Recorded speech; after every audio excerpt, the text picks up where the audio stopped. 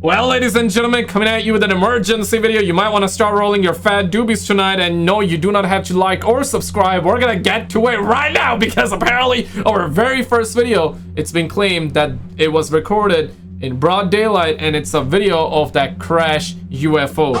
Holy smokers, it ain't no dang joke, because we're gonna jump right into it. And I also want to dive into the report that is going around about Trump getting a briefing on alien Nordics. Okay, so yeah, that news is going around. I've been seeing you guys comment that too, so we're gonna get to that in a bit too. But first of all, shout out to the homie Chaos Mogul, because I'm not seeing anybody cover this one. Roll it. In South Carolina, Tennessee, and Georgia, multiple fire departments are reporting about this fireball in the sky, and still we have no answers. Just we're currently investigating. It's very strange, y'all. Check out currently investigating. Yeah, sounds about right. Mom, get the camera.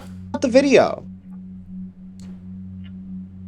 Yeah, something fell. Now, not only is the straight down trajectory weird and its speed, but it's been reminding a lot of people of the UFO that crash landed in Las Vegas that actually hit the yard of... Yeah, they have been crashing a lot recently. Yo, gotta be them female alien pilots or what? Or maybe they just don't have their license, right? I don't know what's happening. It's like, seems like that they've been able to fly good, but as soon as they enter Earth's atmosphere, seems like that they be crashing. Female alien pilots, or they don't have a valid license. What Angel Kenmore and his family, and they got to see the creatures. Y'all remember that? But this time things seem a lot more controlled. People got a hold of the police department and fire department pretty early, who claimed things were an investigation and then shut things down immediately. What's crazy is that not long after, the news started reporting of this lady named Colleen who captured this falling out of her sky near her house. So we got a second one here, right? Mom, get the camera!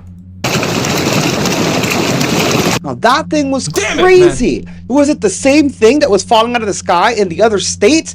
Are they connected? Yeah, it seems, yeah, again, I don't know what's happening. So this was reported on Boston 25 News. Yo, that's crazy. Yeah, and the lights are flickering too. Right. Can it be a drone? I mean, it don't look like a drone, but just I'm asking a question, right? Can it be a drone?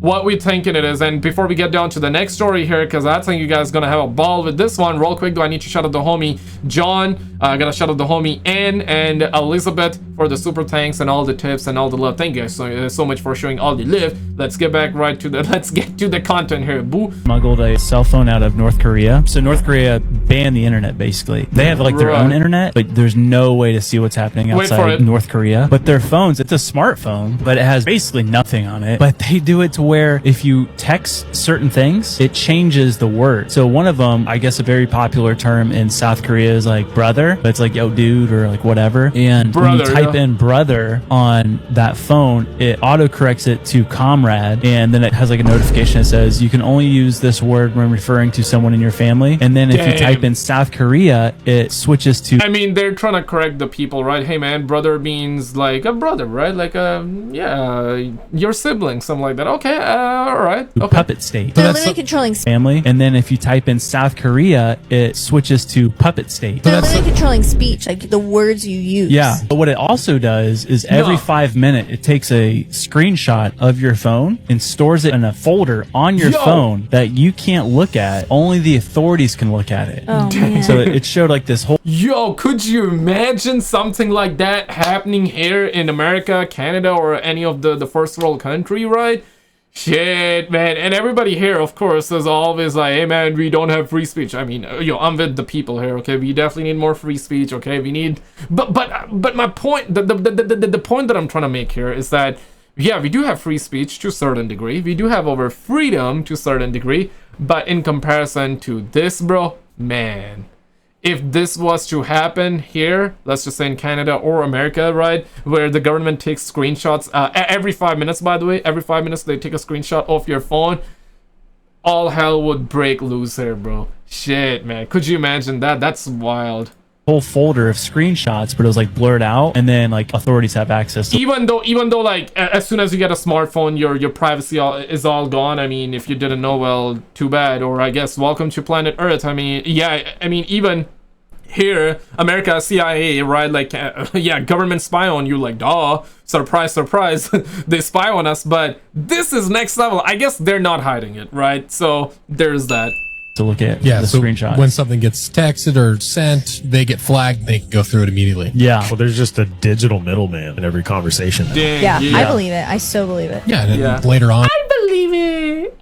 I'm Dad's little princess. they're definitely going to be controlling certain things, like especially when things go awry. Like they'll have to control certain info or ways of speech. Yeah. I bet Ninjas the are only butterflies, difference okay. between that North Korean phone and an American phone is that the people in North Korea know they're being spied on. So Exactly, bro. Exactly. Yeah, that's what I've been trying to say too. It's like, yeah, if something like that were to happen in America, Canada, people would be out on them streets. But it's like, it happens. You know what I'm saying? Like, they do spy on us, but of course, not to that degree. Maybe it's worse than that, but it's like, they don't tell us about it, you know what I mean? But there, they notify you for real. Yo, bro, like, you cannot say that. If you do that, we're gonna have to investigate your ass. because of that, they're probably more careful about what they're doing on their devices. The US government is probably watching our phones just as closely as North Korea is watching the phones of its citizens. They just do a slightly better job of hiding it so we have the illusion of free speech. They already tried to do some sort of soft rollout of something like this back whenever the election was going on. You would type in a derogatory word in your text box and it would autocorrect to Trump. People caught it pretty much immediately. Yeah, it was the word racist. I don't think I couldn't say that word. Yeah, it's wild. I cannot say that. I mean, I can say that, but the video is gonna get hit. Yeah, there are other YouTubers that don't say that word, so I've been watching videos, right? So, yeah, I subconsciously see, like, even I held that word back from saying it. It happened in real time. I'm not gonna edit the video out, or not edit this part out, but... Shit, man, it's crazy, man. What's happening? So they had to go in and fix it and then play stupid and act like they didn't know how that happened. But plenty of people got it on video. And we know that our phones are constantly taking scans of our faces when we're using them. Those spying features are just hidden better on our devices. Have you ever heard the story of the 100 monkeys? The 100 monkeys is an experiment. He's right on. I heard some, like, I thought it was a meme, like 1 man versus 100 monkeys, something like that. And his final point, he just missed some of the details. The 100 monkeys was an experiment performed by some Japanese scientists, I believe. They took sweet potatoes and they dropped them on this island for the monkeys to eat up by the tree line. Monkeys all love the sweet potatoes. They start eating them. And then the scientists start dropping the sweet potatoes in the sand. Well, now there's sand on the sweet potatoes, and that's a problem. Monkeys don't want to eat them. So they take 2 of the monkeys, and they teach the monkeys to take the sweet potatoes down to the water and wash the sand off them.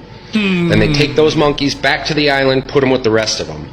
Every day, those 2 monkeys that know how to wash the sweet potatoes teach a couple more monkeys to wash the sweet potatoes. This continues until the number grows, until it gets to 100 monkeys. Ooh. Now, once 100 monkeys knew to take the sweet potatoes down to the water and wash the sand off. Yeah, what happened? Like, I want to know, like, I'm kind of curious right now. What happened after everybody knew, right? It's like, yeah, everybody knows, so perhaps they were bored. Perhaps, yeah, they needed something new to learn. Off them. To take the sweet potatoes down to the water and wash the sand off them, it all switched.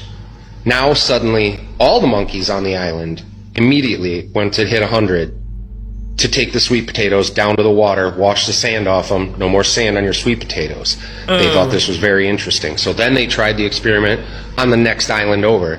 Now the monkeys on the next island had never even had contact with the monkeys from the other island. And they did the same? I'm assuming. Now suddenly, all the monkeys know to take your sand-covered sweet potatoes down to the water, wash the sand off.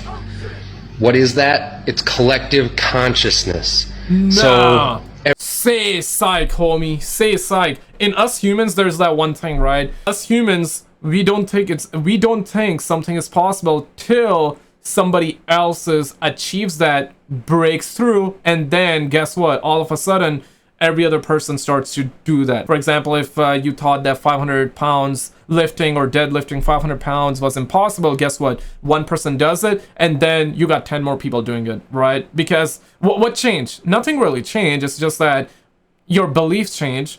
You know, you're like, okay, so if somebody did it, that means it's possible for me to do it too. If I progress, if I continuously put work and effort towards it, it's gonna happen. So yeah, for us humans, that's what it is, but this is something different, man. Everybody talking about, what does it matter if I wake one more person up to the reality of this madness we're living in? Well, we could be just 1 or 2 monkeys away from hitting 100. That's the point. It does matter. We're all connected. And once we hit that tipping point, we can all wake up to the reality that we're getting played like a bunch of rubes. Let's make it to 100 monkeys, everybody.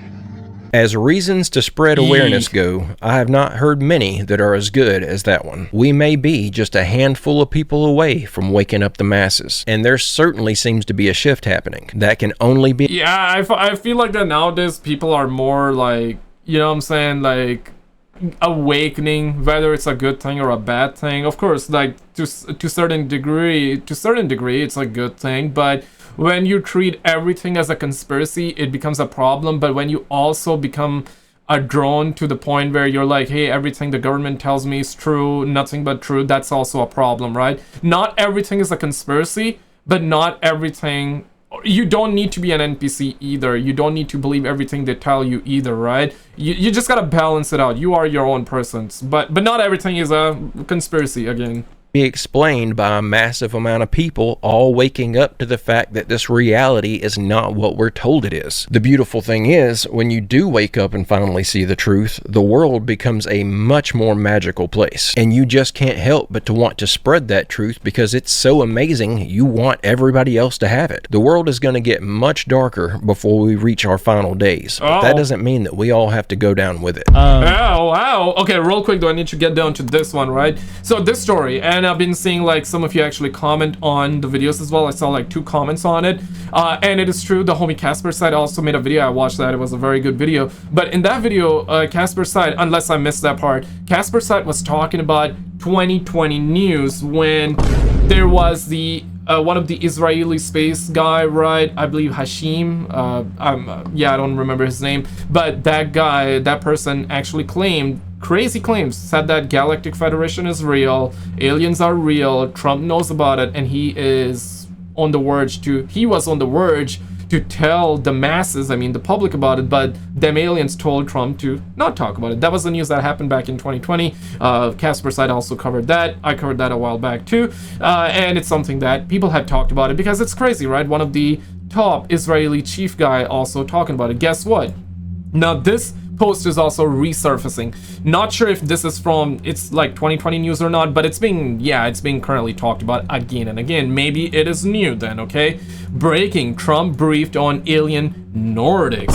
Rep Eric Burlison says David Grusch personally briefed Trump on the so-called tall whites. Grusch reportedly believes they are just a few centuries ahead of us and they walk among us undetected. Oh shit.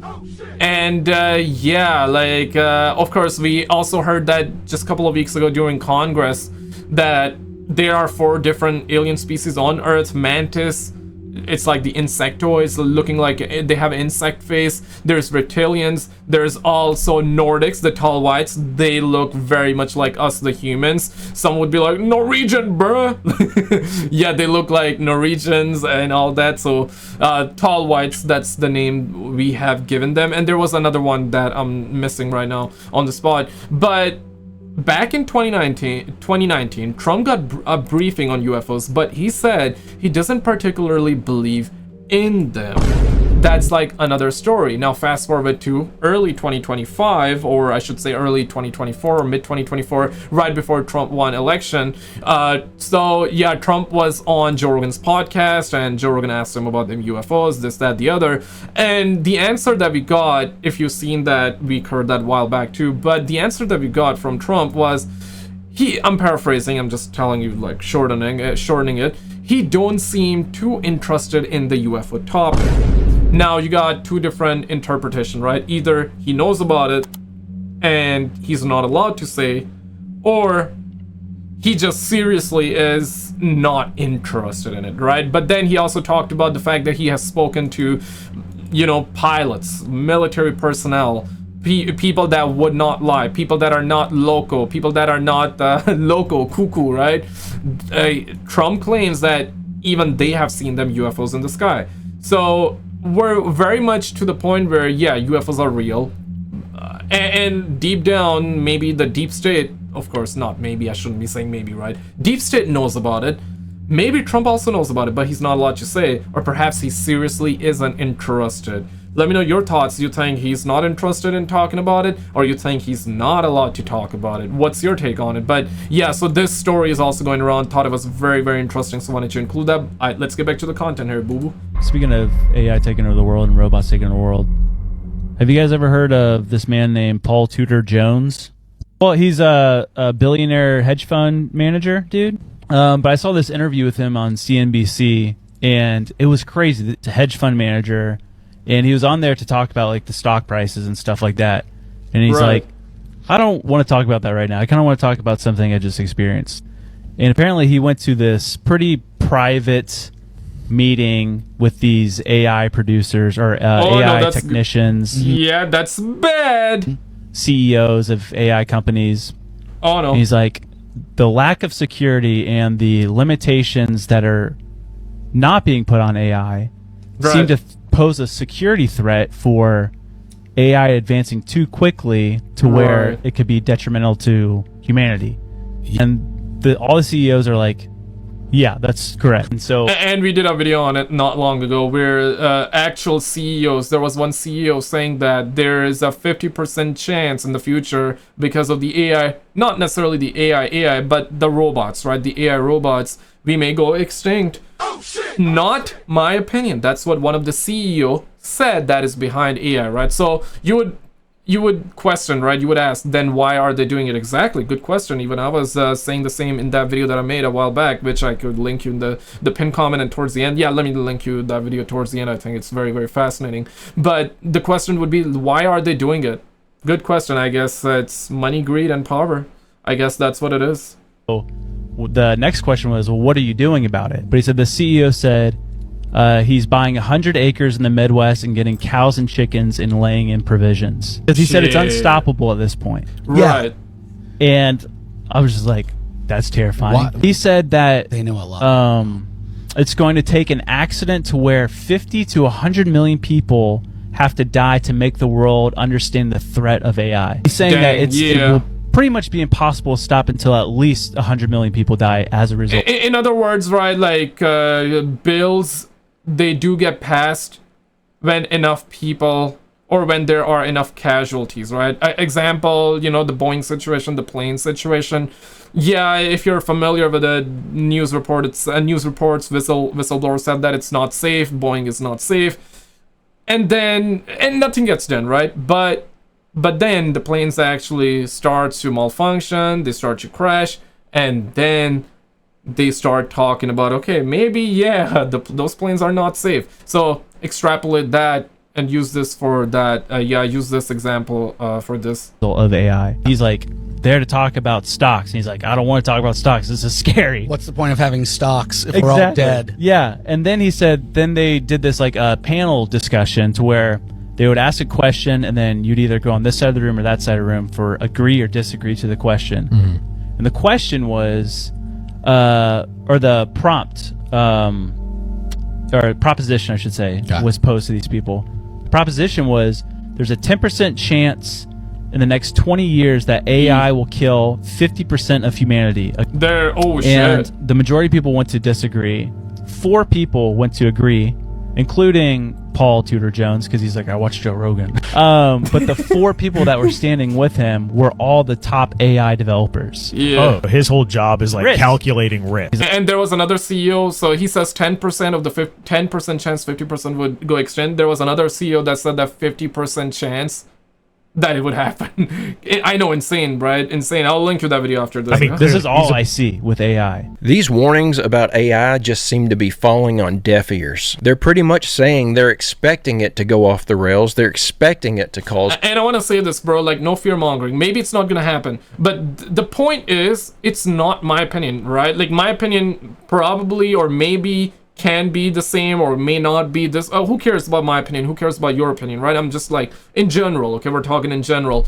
The point that I'm trying to make here is that it's not my opinion. It's not your opinion. It's like the actual CEOs, the guys, the top guys that are working on it, you know, the founders or whatever the case might be, the people that are actually working on these crap or on this crap, they are the ones saying that. So why continue then, right?